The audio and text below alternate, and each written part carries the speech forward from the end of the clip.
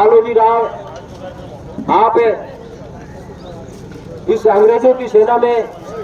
सूबेदार के पद पे थे और जब 5 साल के बालक भीम का दाखिला करवाने के लिए वो स्कूल में गए तो सबसे पहले ये है कि स्कूल का जो हेडमास्टर है उसने मना कर दिया कि आपको पढ़ने का अधिकार नहीं है, इसलिए आप पढ़ नहीं सकते। तो बाद के अंदर बाबा साहब के पिताजी ने जब अपनी सरकार और जब अपने सेना ऊपर सीनियर अधिकारियों को बताया कि मैं मेरे बेटे का दाखिला करवा रहा हूँ लेकिन इसका दाखिला ये ले नहीं रहे हैं, तो उसने फिर अपने अंग्रेज अफसर से और एक स्टाम्प पे लिखवा के उस स्कूल को दिया गया और स्कूल को देने के बाद में बाबा साहब डॉक्टर भीमराव अम्बेडकर का इन शर्तों पे दाखिला होता है कि आपका बेटा बाहर जो है वो कमरे के बाहर बैठेगा, इन बच्चों के साथ नहीं बैठेगा और आपका बेटा जो है ये बालक भीम ये अपने घर से पानी लेके आएगा, यहाँ पानी छूने तक का उनको अधिकार बाबा साहब डॉक्टर भीमराव अम्बेडकर को बालक भीम को उस समय नहीं था। और बालक भीम का दाखिला जब होने के बाद में और धीरे धीरे बालक भीम ने अपना फर्स्ट क्लास सेकंड क्लास 5वीं तक पास करने का काम किया और अत्याचार सहते गए। एक बार जब कुएं से पानी पीने के बहाने और उसने कुएं से पानी निकाला और पी लिया, उसका भाई साथ था और साथ होने के बाद में जब बालक भीम की पिटाई कर दी तो वो अपने घर जाके रोया कि मुझे मारा क्यों गया, मैंने तो सिर्फ पानी पिया था।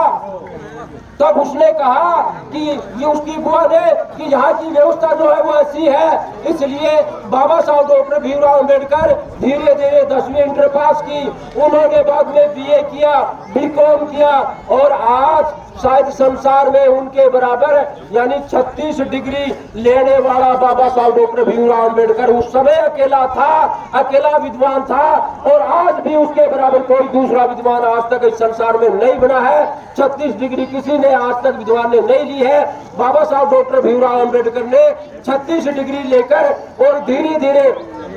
जब गोलमेज सम्मेलन 1932 का गोलमेज सम्मेलन हुआ, उस गोलमेज सम्मेलन में बाबा साहब डॉक्टर भीमराव अम्बेडकर अपने हक और अधिकारों के लिए कॉन्फ्रेंस में गया। उस समय 1932 में अंग्रेजों का शासन था और अंग्रेजों का शासन इसीलिए चल रहा था, वो बाबा साहब को उस समय बुलाया, 1 घंटे 25 मिनट लगातार धारापुर अंग्रेजों में बाबा साहब डॉक्टर भीमराव अम्बेडकर ने अपना इस्तीफा दिया और अंग्रेजों को ललकारा कि तुमने मेरे समाज के लिए दिया ही क्या था आज तक। तब बाबा साहब डॉक्टर भीमराव अम्बेडकर को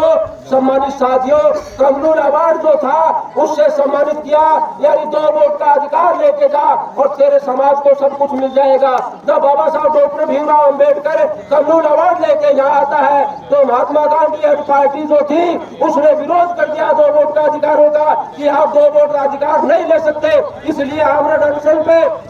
महात्मा गांधी आमरण अनशन में बैठने के बाद में अंग्रेजों ने उसको यरवदा जेल में डाल दिया और जेल में डालने के बाद में बाबा साहब डॉक्टर भीमराव अम्बेडकर के ऊपर और धीरे धीरे दबाव बनने लगा कि डॉक्टर भीमराव अम्बेडकर 1 वोट का अधिकार तू वापस ले। सम्मानित साथियों धीरे धीरे 1 वोट का अधिकार 1932 यानी 1932 के उस सम्मेलन में 25 दिन के बाद में और पुनः पैक्ट हुआ। उस पुनः पैक्ट के अंदर बाबा साहब डॉक्टर भीमराव अम्बेडकर ने 1 वोट का हस्ताक्षर किया और जब बाहर आया तो यहाँ जो मीडिया बंधु थे वो बाबा साहब को पूछा कि डॉक्टर भीमराव अम्बेडकर तुम अपने आप में कैसा महसूस कर रहे हो, तो बाबा साहब डॉक्टर भीमराव अम्बेडकर कहा कि कई लाखों टनों का भरा हुआ ट्रक और जैसे रोड पे जा रहा हूँ मेरे सर से गुजर रहा है, मैं ऐसा महसूस कर रहा हूँ। ये बाबा साहब डॉक्टर भीमराव अम्बेडकर के शब्द से सम्मानित साथियों वो आंसू लेते हुए और पुनः पैक्ट जो समझौता था उसका बाहर आया। उसके बाद में बाबा साहब डॉक्टर भीमराव अम्बेडकर ने धीरे धीरे इस देश के अंदर असेंबली बनने लगी और साथियों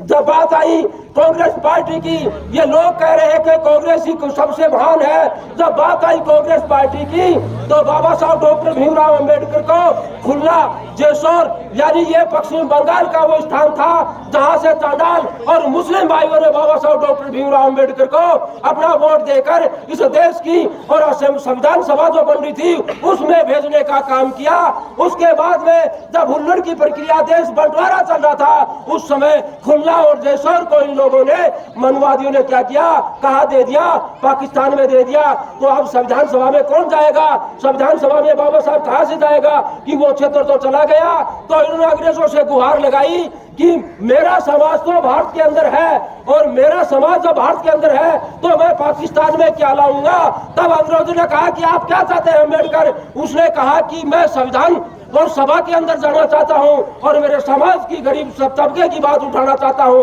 तो उसके बाद में अंग्रेजों ने कहा कि जब तक भारत देश आजाद नहीं किया जाएगा तब तक डॉक्टर भीमराव अंबेडकर को आप संविधान सभा में नहीं लेंगे। इन लोगों ने बाद में संविधान सभा के अंदर एक सीट खाली करवा की और बाबा साहब डॉक्टर भीमराव अंबेडकर को संविधान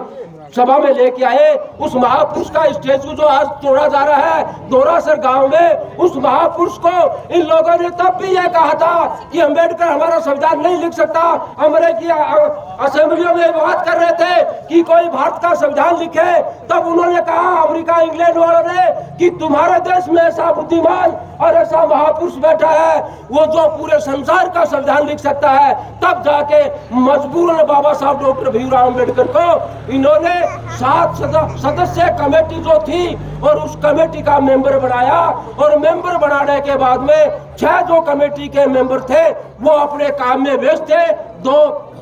बात से दूर थे और 2 जो इधर उधर गांवों के अंदर रह रहे थे। लेकिन ड्राफ्ट कमेटी का जो काम बाबा साहब डॉक्टर भीमराव अंबेडकर रात के 2-2 बजे तक लिखने का काम करते थे। और डॉक्टर रम्मा बाई अंबेडकर जब उनको एक दूध का गिलास 2 बजे पिलाती कि बाबा साहब सवेरा होने वाला है अब तो सो जाओ। जिस महापुरुष का आज स्टेचू विदेशों में तो लगाया जा रहा है लेकिन भारत में उसका स्टेचू तोड़ा जा रहा है, इसके पीछे चाल किसकी है वो इसके आप खुद समझ रहे हैं। तो उसके बाद में बाबा साहब सोते थे। बाबा साहब डॉक्टर भीमराव अंबेडकर जब अंग्रेजी पत्रकार और इस देश में आए,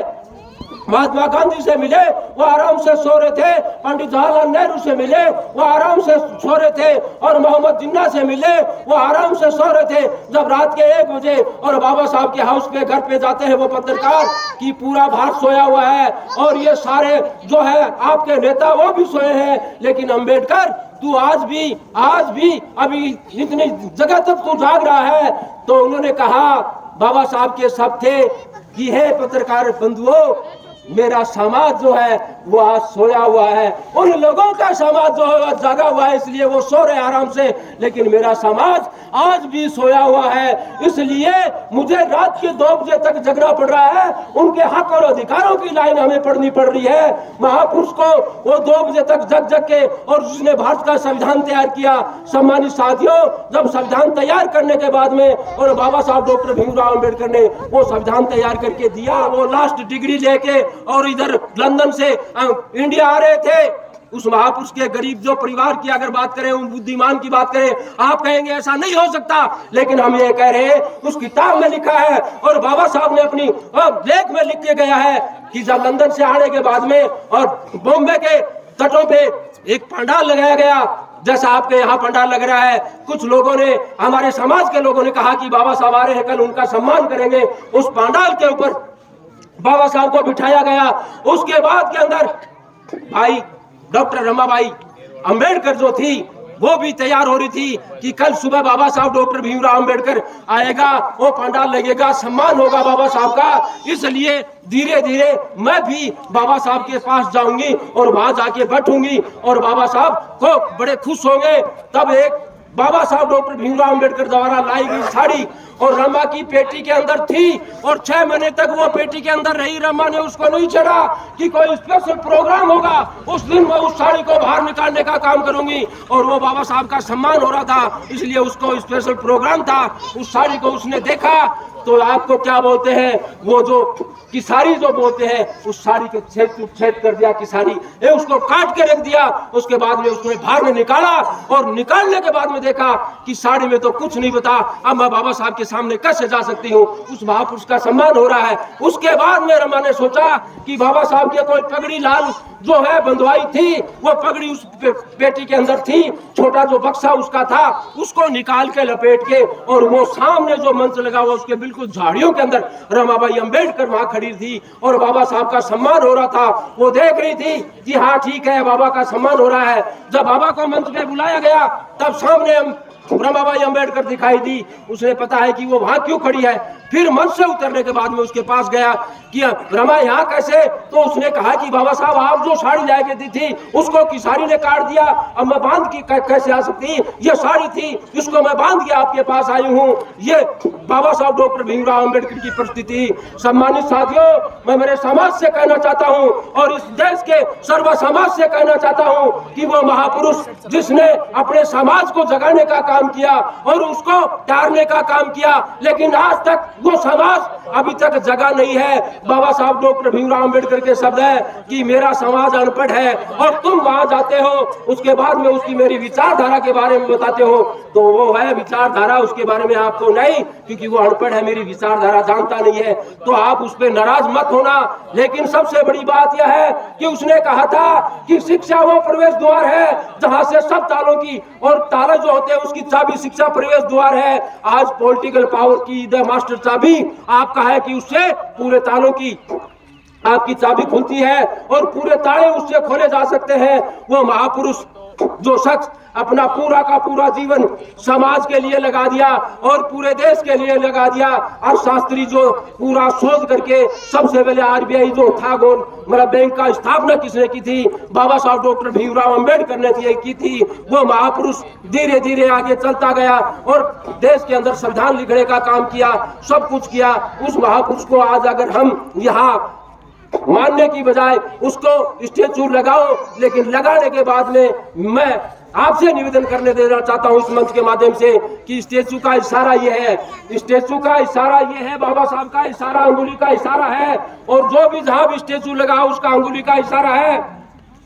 कि है गरीब तबके के लोगों, जब तक इस देश की लोकसभा पे और जब तक इस देश की विधानसभाओं पे तुम्हारा कब्जा नहीं होगा तब तक तुम्हें कोई मानने वाला नहीं होगा। इसलिए आपको इस बड़ा देश की लोकसभा पे कब्जा करना है और राज्यों की विधानसभाओं पे कब्जा करना है। ये मूर्ति जो आपकी आज तोड़ी गई है, ऐसी मूर्तियां हजारों की तादाद में मूर्तियां लग जाएंगी, कोई रोकने वाला नहीं होगा। धन्यवाद। जय भीम, जय भारत।